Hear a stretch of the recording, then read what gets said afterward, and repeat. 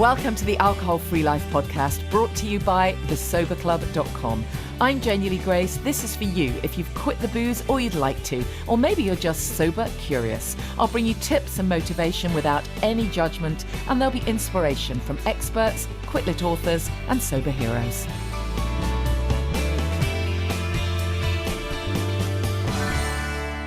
Hi, and welcome to the Alcohol Free Life podcast. I hope you're well. I've had oh my goodness, the busiest week ever. It really has been. A super busy one. So first off, it was great to do my awards, made the announcement of my Platinum Awards on Wednesday. So it's something I've been doing for years. It's actually our 9th year, I think, and that's with my well-being hat on, my imperfectly natural hat. So it's really great to kind of recognise the best in natural products, and that was a wonderful event at Hello Love. And of course, there is a alcohol-free contingent in there, a sobriety piece kind of threaded through. So congratulations, I can now reveal a few of the winners that might mean something to you as podcast listeners. We had a category for alcohol-free drinks, and our winner was Myth Drinks for the fantastic Myth Rum Sober Sundowner. So congratulations to Myth Drinks. They are absolutely fantastic alcohol-free drinks.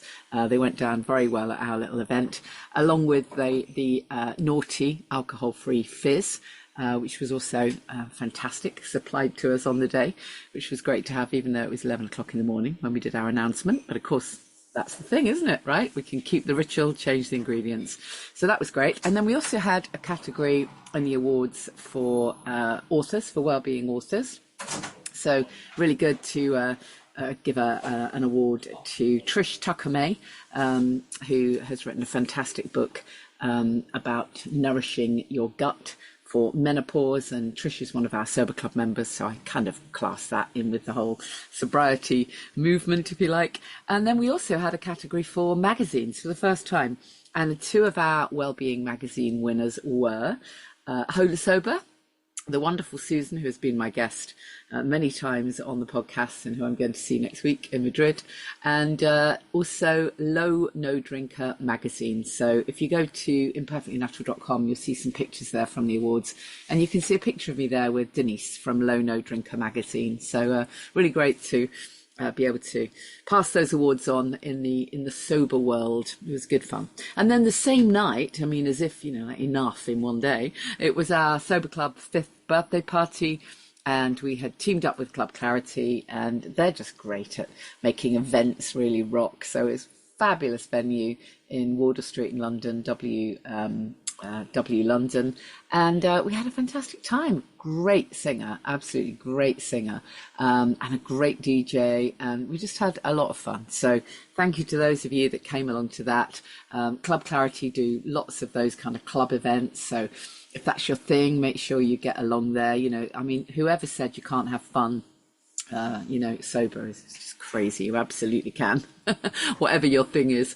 And I'm going to be hosting another live podcast, a live podcast recording, and I'm going to kind of coincide it with a bit of a book launch as well, for my memoir. So that's going to be, I'm thinking early December. So put a pencil on something like 9th or 10th of December. And that will be in London as well. So it would be fantastic to see you. And you just can't beat meeting. You can't beat the meet. You really can't. The connection piece is just everything. And I met a few people who came along to the event on Wednesday who didn't really know anyone in the sober scene, but they just thought, you know what, I'm going to be brave. I'm going to come along. A couple of them were podcast listeners. And it was fantastic. Just thank you so much for coming, you guys. It really is worth making the effort to do these things, because people are so friendly. Just that one shared thing that we have in common, it's actually everything. Because you know what, sober people are kind, aren't they? They really are. There's something about having been through all of this that just makes us nicer people, I reckon. The world would definitely be a much nicer place if more people quit the booze. That's absolutely for sure. So in terms of events coming up then, I'll reveal all in terms of dates for the next live podcast recording. It's fantastic if you can come to that. It's always tiny, intimate little venue, and you get a chance to say hi to everyone, to meet new friends. So we're looking forward to be able to do that early December. Ahead of that, as you know, I have a whole bunch of dates for my book, which is called From Wham to Woo, A Life on the Mic. And I know that's not strictly sobriety related, but obviously it includes my story and the way I moved from the various bits of my career. So there will be bits of it that are relevant, I think, to most of you. But definitely, if you're someone who is interested in the kind of music biz from that scene, or my radio career, then you might really enjoy the event. So we're doing a whole bunch of bookshops, starting on the 22nd of October, the first one. And then a whole bunch of dates across the UK. I'm also doing the Louder Than Words Festival in Manchester. Really looking forward to that. The Wantage Literary Festival, that's another one. I think there's a Milton Keynes Literary Festival. A whole bunch of dates. So it'd be great to meet some podcast listeners. I would love it if... I want the bookshops to kind of think, oh, wow, well, this is interesting. So we're being asked for the alcohol-free fizz, are we? Great. Okay, we'll do that. So it'd be great to see some of you guys. The tickets are not expensive, but you do need to book them. So if you go to thesoberclub.com and click on events, you'll see the link there to book one of those bookshop dates. And, if you are old enough to remember the 80s, the 90s, then bring some photos. I love seeing, everyone else's daft pictures. I've obviously got a massive collection of my own with stupid hairstyles and crazy clothes, so I'd really like to see some of yours. And if you were someone who went to gigs in those times, then see if you can dig out a tour t-shirt from your attic or a tour program or something, and we can look at some memorabilia together. So that would be really fun. This week's podcast, I'm really pleased that I've got the opportunity to share with you, to bring you yet another chance to hear a bit about the work of Delamere, which is a purpose-built rehab centre. And the work they do is absolutely fantastic. So we're going to have another chance to just hear a little bit from Martin, who is the main man, but also Ivan, who is one of the guys who offers treatments at Delamere. And this came about because I really wanted to discuss somatic breathwork, and Ivan is absolutely the man. So we're going to get a chance to hear how somatic breathwork fits into sobriety. Now, of course, we've covered breathwork on the podcast before, but this is a slightly different take on it. So I think you're going to find it really interesting. Just before we get into all of that, I want to remind you again about our sponsor for the podcast, Ed. I interviewed Edward not last week, the week before, I think it was, and we were talking all about Ed's creation, which is SoberProof, the SoberProof app, which does exactly what it says on the tin, really. It keeps you sober. It enables you to create trust. And really this came about, as you'll know if you heard the interview with Ed, because he really did have a rock bottom. He really did need to build back trust with his nearest and dearest. And in his case, it was his mum. And it's very difficult, isn't it, when people have overstepped the mark several times. It can be really difficult for others to trust them. And he wanted, when he really knew, okay, this is it, I'm absolutely not drinking again, he wanted to, be able to really, really prove that. And it's so often the case that your loved one wants to be able to trust you, but finds it very difficult. So the SoberProof app is a really clever, totally non-invasive way of doing check-ins that can then be seen by the person who you've joined up with. So, the person who is supporting you. And there's all sorts of other levels along the way, including ALF, their AI kind of section to it, which gives you lots of information. So it's a really interesting, innovative piece of kit.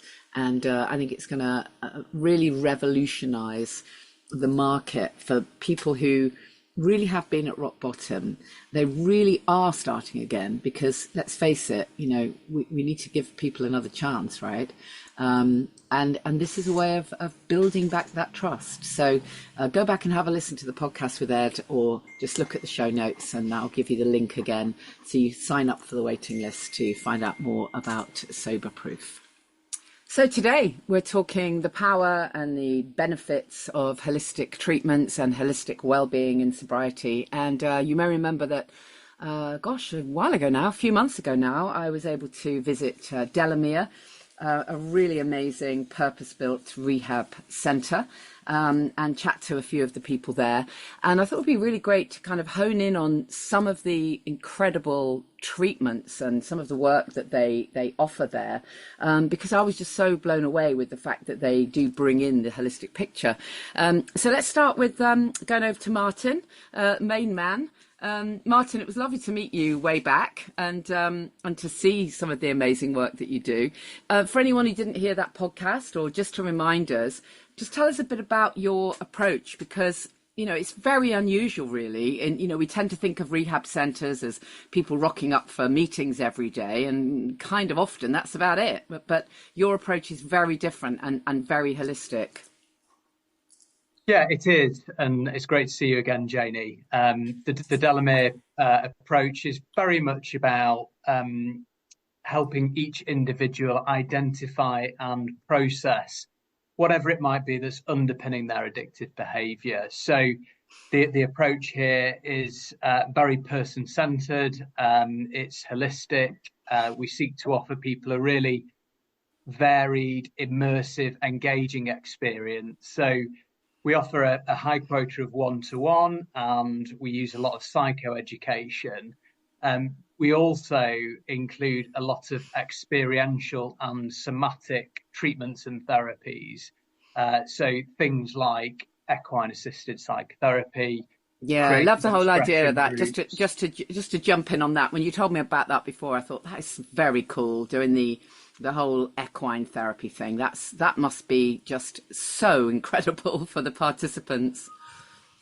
It is, and you know, people tend to come back from equine therapy and either say, "Wow, I've had a real penny drop moment," and you know, I've begun to kind of process something that I haven't been able to reach in talk therapy. Or they come back and they say, "What a wonderful day out, and I really enjoy being in amongst the horses." Yeah. So, you know, we very much recognise that everyone is different. So what works for one person might not necessarily work for the next. Yeah. So for some guests, it is in a Reiki session, or it's in doing breath work, or it's equine, or it's talk therapy that helps them begin to unlock whatever it is that they've been struggling with. Yeah. So yeah, it's quite deliberately a very intensive experience here. And for guests, it's really varied, really stimulating. Yeah, fantastic. Just remind me, people typically would stay, is it 28 days at Delamere? A minimum of 28 days on a residential basis. Yeah. So we have most people who come to stay with us need a detox. They've become dependent on substances or alcohol. So we have a 24-hour nursing team here. We offer medically managed detox.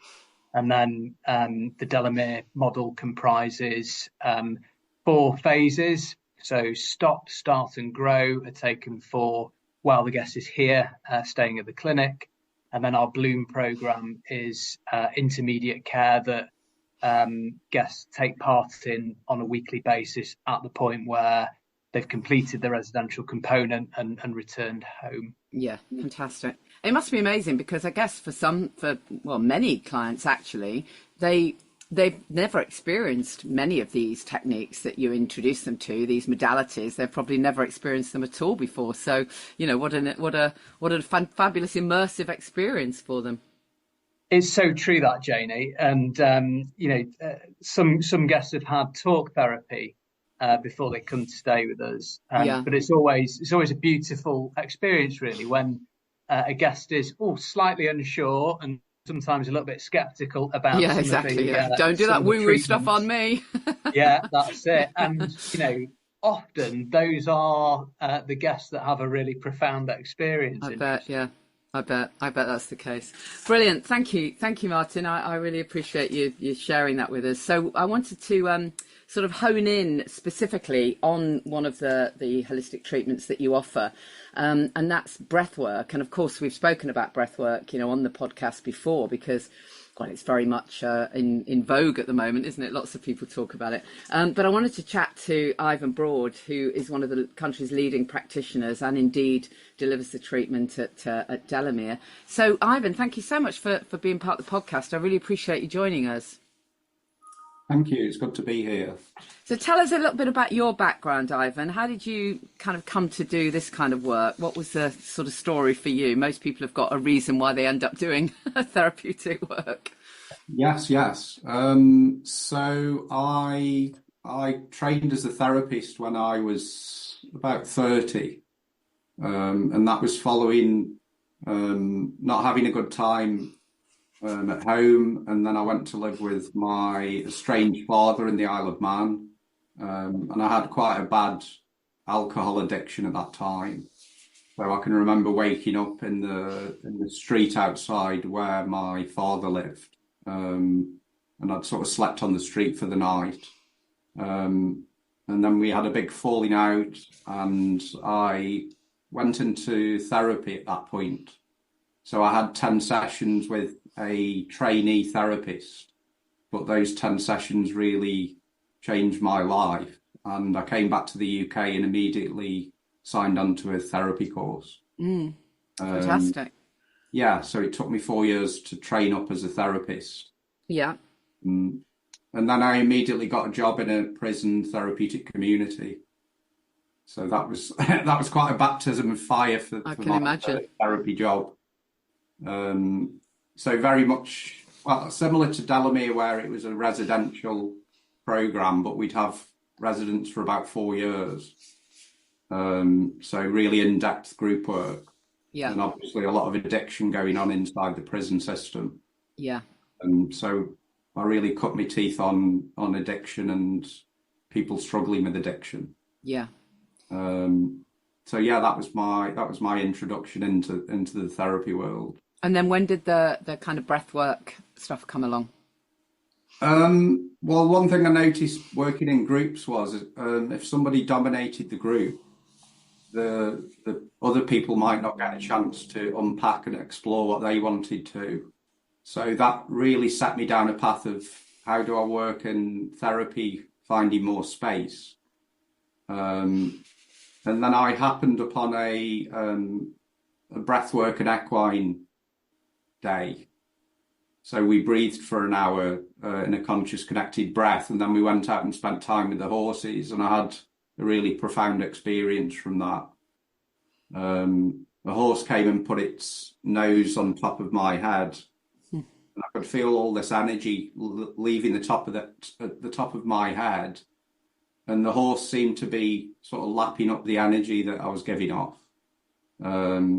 And all of the flies that were on the horse's face suddenly came onto my face. And it was like I was a horse with this horse. And that was all from the breathwork session that I'd had.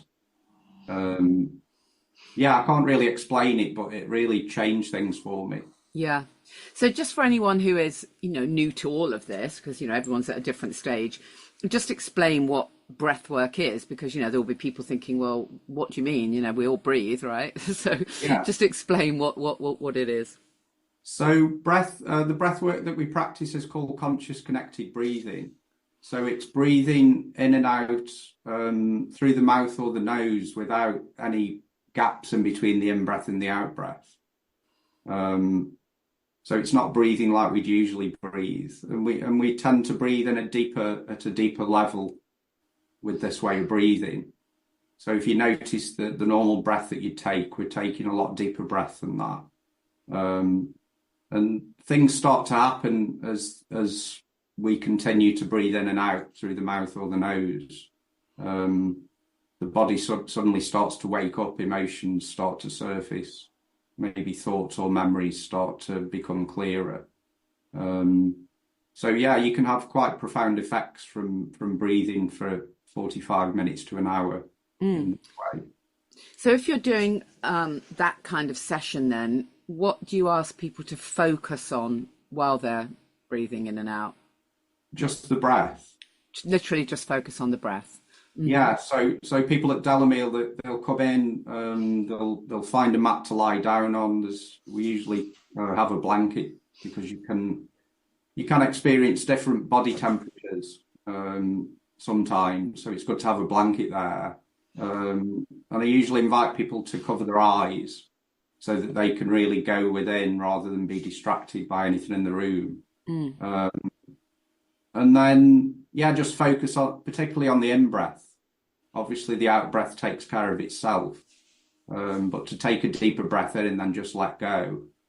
And yeah, the breath is a channel. The breath seems to be a doorway into deeper experiences within the body. It is interesting, isn't it, that, you know, when people are, you know, working on stuff and needing to get back to who they really are, we can spend a lot of time in our head, you know, a lot of time talking about stuff, a lot of time trying to meditate. But actually, sometimes just that somatic piece, just coming back to the body, is what's needed, isn't it? To actually stop trying to think and just let the body do it. Yeah, definitely. And for anybody who's predominantly always in the head, to come into the body can be quite a profound experience. Yeah. And if you're used to just being with your thoughts and not really feeling, and this is where it can be so powerful for people in recovery. We're often reaching for substances because we want to numb out from what we don't want to feel. Yeah. So to actually allow yourself the time and the space to really be with yourself, be with your body and whatever's there, that can be quite an unusual but freeing experience for people. Yeah. And I know you've said that memories are stored in every single cell in the body, you know, which is why the somatic breathwork can be so powerful. Tell us a bit more about what you mean by that. So I have a book here. It's called It Didn't Start With You. Oh yeah, I love that. Mark Weldon. I interviewed him on the podcast. He's amazing. Amazing. So yeah, Mark in this book talks about how memory is stored in different parts of the cells in the body, and that trauma just wants to be processed. Yeah. Information wants to be processed through the body. So if it's not processed in one generation, it will get passed to the next to be processed through. Yeah. So what breathwork allows is for the cells of the body to become a little bit more enlivened. So any information that may be lying dormant in the system has the chance to come into consciousness, comes into your conscious awareness as you're breathing. And I've experienced this time and time again when I've been practicing conscious connective breath. So do you mean personally or with clients? Or both? Both. Yeah. So I've had one client say that she experienced her, like she really experienced just a skeleton. And then she really experienced the blood moving through her veins. It's like that became really heightened for her, and it was quite a thing for her to experience. And then personally, I had one breathwork session where I seemed to go into a memory that belonged to my granddad when he was in the war, and I felt all the trauma move through my body. And then towards the end, it was like my granddad was with me, and I said, "Can you show me where you are?" And I had this profound experience of something quite uplifting. I don't know if I believe in heaven or not, but it's the closest thing that I've felt that might be what heaven is like. Yeah.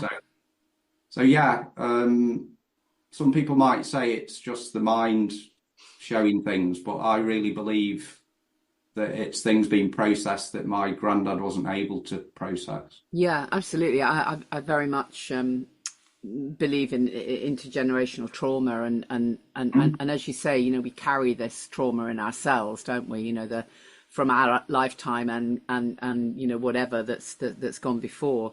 So how important is it, do you think, then, for people to to be aware of exactly what it is, if you know what I mean, or does that not matter? Is it more a case of whatever it needs to flow through you, you may be able to identify what it is, you might not?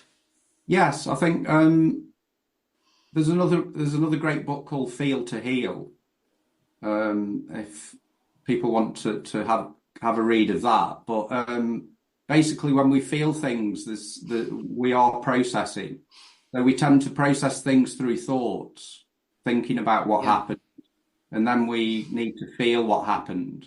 And I remember the first session that I did at Delamere, somebody said, I've never actually felt the trauma that I experienced before, but that was the biggest thing that they came out of the session with. Like, I felt like I was able to feel the trauma that I've been through, not just have it in thoughts. And that was quite a big thing for that person. Yeah, absolutely. I remember that session well, and this was when we invited Ivan to come and breathe with some of the team here, and it was predominantly our recovery team, our counsellors and our mentors who took part in the session, and everyone had a profound experience in the room. But I remember one gentleman who's a therapist here, and he'd been working through something in talk therapy for 20 years, and it was in the room with Ivan when he processed it, and he was really emotional, and I'll never forget him saying, I've been trying to work through that for 20 years, and just had a major breakthrough. It is very much something that people need to experience, I think, isn't it, Ivan? Yes. Yeah, you can't really explain it. Yeah. And let's face it, if someone doesn't have a profound experience, as it were, it's still not going to do them any harm breathing consciously for a period of time, right? Yes. Yeah. The aim of the sessions is for you to become conscious of something you weren't conscious of before. Absolutely. So how do you integrate it into someone's time at Delamere then? How often would a client have breathing sessions? So my sessions come in when people are in the start process. So they've come in and gone through the stop process. So I get them at week 2. Right. So as you say, that's probably really important, because they'll still be perhaps certainly in their mind in that sense of, as you say, sort of reaching for something rather than being able to just come back to the body, as it were. Yeah, and people don't always know what they're going to experience. Some people don't even realise that the body is there in the way it's there. So people will often say, that was really emotional for me. To just be with myself, or people will often say, I had no thoughts, and it's the first time I've had no thoughts running through my head in months. Yeah. So to just have a clear head for a while and have that space can be quite powerful for somebody. Yeah. Particularly if they've got busy lives. Yeah, totally. And then just, what's your view on different breathwork techniques? We hear about Wim Hof talking about, ice baths and deep breathing, and, what's your view on other techniques that we hear about? I think different techniques will bring up different things into people's awareness. So there's holotropic breathing, where people might breathe for 2 to 3 hours. And in that practice, people generally come out and design a mandala based on their experience they've had. And that was by a guy called Stanislav Grof, who he was practicing with psychedelics, and then the government stopped him doing that. So he turned to the breath to give us some, because you can go into altered states with breath work. Which is what we want. We're not exactly, none of us are who we believe we are, and breathwork helps you realise that there's so much more potential that we have as individuals. But there's holographic breathing, which is breathing through the nose. And the guy who came up with that was almost dying, and this way of breathing he found on his deathbed. So I am training with Martin Jones, his name, who I know Martin. came up with that concept. I know Martin, yeah. Yes. He's amazing. So, yeah, he is amazing. And that's a really gentle way of breathing. So if people have got things like COPD, any compromised way of breathing, that gentle breath can still have quite a profound experience for people. Yeah.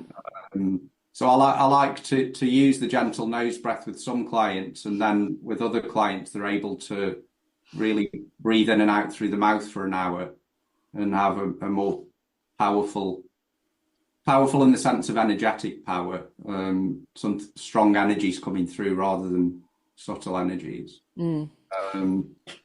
I mean, I suppose what the word that kind of comes to mind is you're actually empowering people to kind of take back control, really, aren't we? Because, you know, when you are drinking or using substances or whatever, there's that feeling of being out of control. You don't feel as though you're in control of yourself. It literally is as if someone else is controlling you, something else. So to be able to bring yourself back to balance is literally is empowering, isn't it? Sure. And whatever's in the unconscious, whatever we don't know about that's wrecking our life, breathwork is a way to start to become conscious of it. Because if you can start to become conscious of the things you've been avoiding and really start to get in tune with them, then life becomes less chaotic automatically. Because we're not trying to avoid. We're actually being with the difficult feelings, being with the difficult thoughts that we have about ourselves. Yeah. And that's what really changed things for me. So I haven't had a drink since before COVID, just before COVID broke. So 4 years. And my partner's been sober for 2 years now. And she's just qualified as a breathwork practitioner too. Great. And breathwork's been a real catalyst for us staying sober and working through a lot of difficult emotional baggage that she was carrying. Yeah. And at Delamere, when we have sessions, I'll always say to people at the end, if anything's come up through the session that you feel like you need to unpack, then take it to your group or to your one-to-one practitioner. So there's a lot, they can have the experience with me and then unpack things if they need to with the support of the Delamere staff. Yeah. That's really important. And then moving forward then for people who leave Delamere or for anyone listening to the podcast, you know, what would you recommend might be a good way of for people to just introduce an element of this into their own life? You know, is there a simple routine that we can, any of us can benefit from? Yeah, so something that I teach is 20 connected breaths.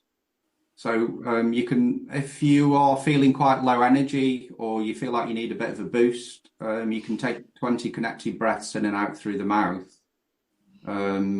Likewise, if your thoughts are a bit scattered, or you're going into something and you feel a bit nervous, you can take 20 connected breaths in and out through the nose. So just explain how we would do that then, Ivan. Is there would we do it for a certain count, or is it not that exact? Yeah, so I was taught to count on my fingers. So you don't have to think. So you breathe in and out in a connected way. So the fifth breath is always slightly raised from the previous four. So that's one round of 5. And then so hold on, will you just, for anyone who's not seeing the video, for those who are just audio, are you breathing in for 1, out for 1, or? I'm breathing down into the belly. Yeah. And I'm taking a deeper breath than I usually would, and then just letting go of the exhale. To a count of how many? It's not counting, it's just breathing deeply in and then letting go. Okay. The counting is on the fingers. Okay. I'm counting 1, 2, 3, 4, and then on the 5th, the breath is even more deep, even more raised. And then, so I would notice how I am at the beginning before I start the breaths. And then I check in with how I am after the 20 connected breaths. And then I might think, yeah, that's done the job, or I might think I'll take another 20. Yeah. So if I want energy, if I need a bit of a boost, I'll breathe in and out 20 through the mouth, in and out through the mouth. And if I want to find some clarity or calm down, or I'm feeling a bit anxious, I will take 20 connected in and out through the nose. So breathing through the nose activates the parasympathetic nervous system. So it takes us into rest digest. And breathing in and out through the mouth activates the sympathetic nervous system, so the fight flight, which is why we can get more energy breathing breaths through the mouth, because we're preparing to maybe fight or flight. Does that make sense? Yeah, it does. Yeah, that's really helpful. I mean, such a simple thing that everyone can do, right? Which makes such a difference. You know, when you're feeling really stressed and anxious, and rather than that awful, chaotic, panicky feeling. That so many of us have so much of the time, right? To actually remember that we can just bring ourselves back to balance with something that's, you know, free and quick. Free, yeah, and right there. Yeah. Brilliant. So it must be great to be able to see the change in people, because, you know, as we were just saying at the beginning with Martin, you know, there must be people who arrive who have literally never considered that, as you said, they're not even used to being in their body, as it were. So they would never have thought of doing something like breath work. It's completely new to them.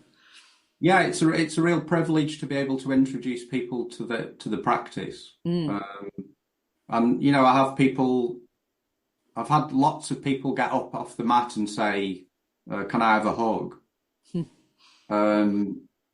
And they'll even say, like, I never ask for a hug from people, but I really feel the need to offer you a hug. I've had people say that they felt like they've had relatives who passed away be with them while they were breathing. Even sort of the feeling that somebody's been with them holding the hand. People have all sorts of experiences, and it always stays with them. Yeah. And what I really appreciate is that they will come back session after session that I offer at Delamere. So they'll come back week on week while they're staying at Delamere. And that proves to me that they're getting something really nourishing out of the practice. And then I guess also, you know, it feeds into other practices such as, you know, yoga, for example, where, again, you can use different breathing. I always find it really fascinating that yoga typically would use different breathing to Pilates, but maybe what you've just explained, maybe that's the reason, because one is energizing and one is more restful. Yes, yeah, definitely. And, you know, because breathwork's an embodiment process. The equine sessions are about embodiment and feeling through the body. So yoga is a great example of how you can become more in touch with the body. Yeah.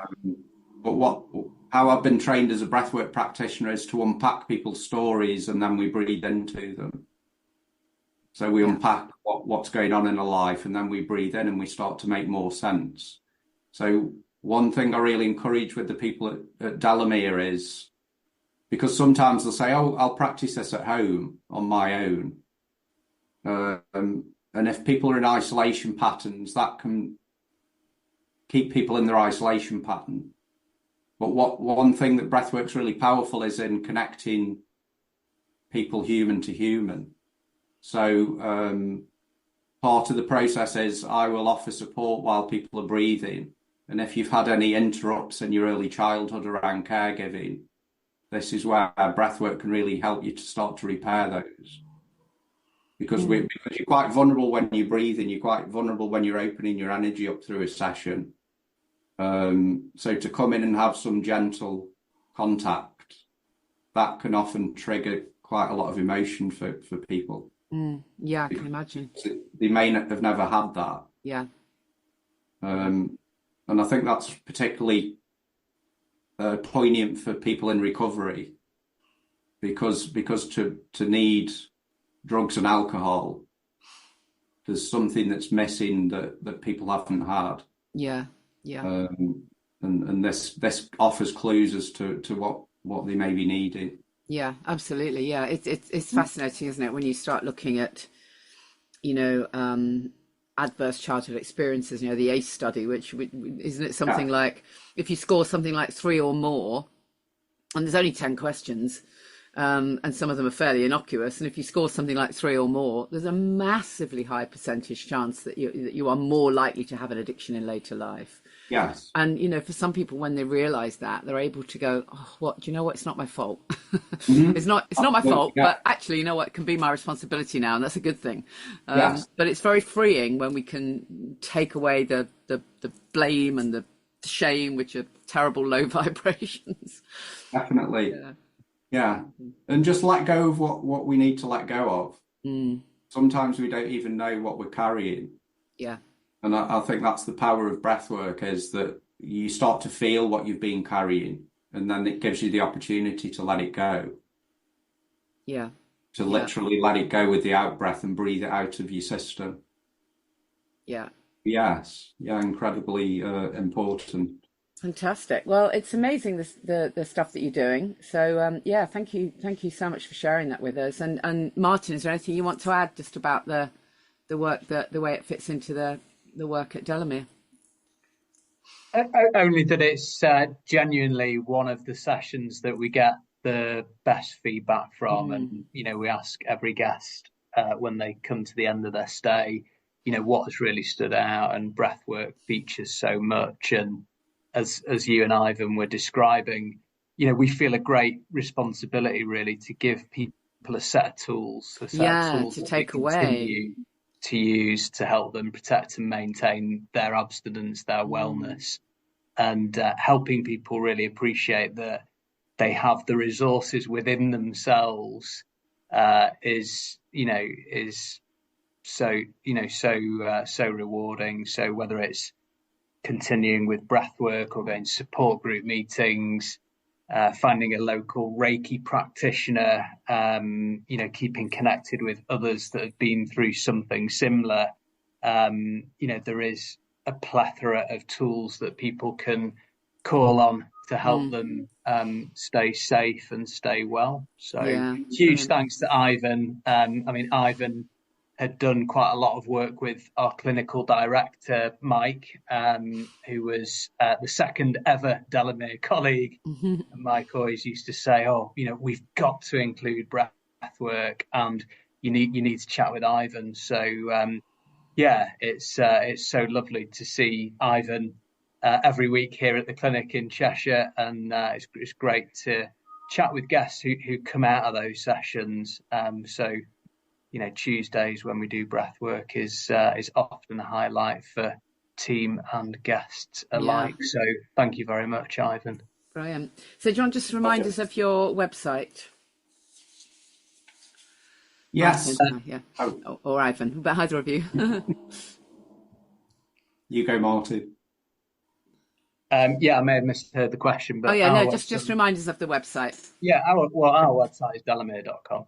Okay, and is there any way we can find out more about your work, Ivan? Yeah, so I have I run a therapy practice. So I run breathwork. I integrated breathwork into my therapy practice. So I also practice EMDR for trauma and interesting. talking therapies. So I'm at ivanbroadcounselling.co.uk. Excellent. Thank you, guys. I wonder if so. There's a book that my teacher wrote, which is called A Little Book of Self-Care, a breathwork book. Oh, great. Yeah. So your listeners may want to access this. Okay. So send me the link. Different techniques. Okay, great. Yeah, if you send me the link and I'll pop it in the show notes. Sounds good. Sure, I will. Brilliant. Thanks ever so much, guys. I really appreciate it. Thank you for sharing that info. Wonderful. Thank you. Nice to speak to you. Thank you, Ivan. So we'll put the info in the show notes, your website, and also the link to the book that you mentioned. We'll pop that in the show notes as well. Just to pick up on something that Ivan was talking about there, with It Didn't Start With You, the fantastic book by Mark Wolin. If you scroll back through some podcasts, I did chat to Mark on the podcast not long after I'd trained in family constellations, actually. Amazing guest. It is an incredible book. And as you know, I now offer constellation sessions with a leading trauma expert, Rafe. And we've got one coming up in November in Hertfordshire. So I'll bring you more details about that when we've finalised the date. But if it's of interest, just drop me a message and let me know that you'd like to come along. It's life-changing work. It really is. It's absolutely incredible.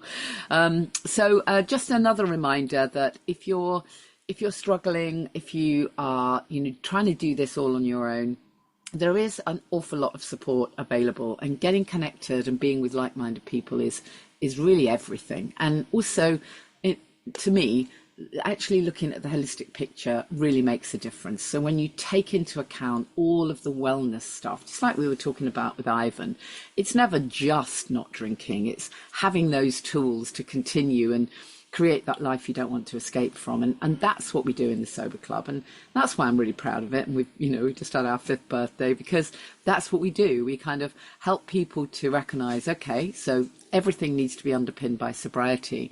And then we need to focus on all these other pieces. So within the Sober Club, there is so much there for you. We have a huge member portal full of amazing content, amazing videos. We've got a course, Get the Buzz Without the Booze. We have regular meetups. We have a supportive group. And we have members who are day one and just starting. And then we have members who've been sober for 10 years because they're focusing on the next important thing for them, or perhaps it's time to really focus on nutrition or fitness or creativity, finding their purpose, really whatever it is. So that's why it's such an important tool in your toolbox. So do check it out if you haven't already, thesoberclub.com. Reach out in any case if you are struggling. If you don't want to join the Sober Club, that's fine, but still tell someone you're doing this, particularly if you're your early days, rather than just holding up with your own thoughts. You can always find me on social media. I'll reply to as many messages as I possibly can, but at Janey Lee Grace if you follow me there. And if you want to support this work, but you don't want to join us in the Sober Club, then just maybe pop a donation over to our Sober Club Give Back Fund, or I think I've got the Buy Me a Coffee, buymeacoffee.com/Janey Lee Grace, and you can pop us a little donation in there. It'd be greatly appreciated for this labour of love. But of course, I'd much rather have a coffee with you in person. So if you can book one of the tickets to the bookshop dates, then even better. And then we get to meet in person. So I'll see you same time next week. Thanks again to Edward from SoberProof. Thank you to Ivan at Delamere and Martin, my guests this week. And I'll see you next time. Thank you for listening to the Alcohol Free Life podcast, brought to you by the Sober Club. Please rate and review. And if you want support, accountability and inspiration, and you want to live your best life without the booze, check out thesoberclub.com.